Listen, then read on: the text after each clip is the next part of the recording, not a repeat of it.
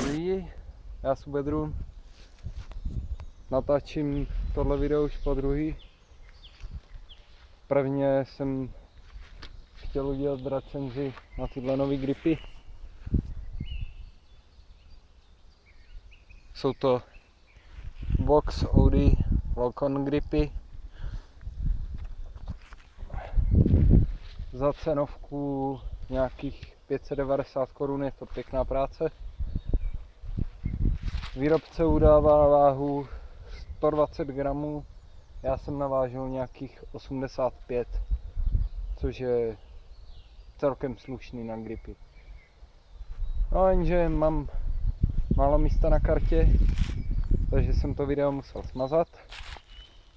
A říkal jsem si, že si natočím aspoň ježdění. Dal jsem na naše oblíbené místo.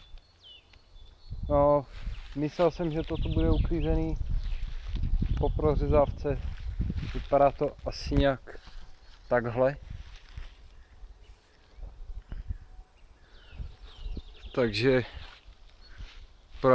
projet celou trať se absolutně nedá. Já si pojezdím aspoň na tom kousku, kde nejsou naházený stromy.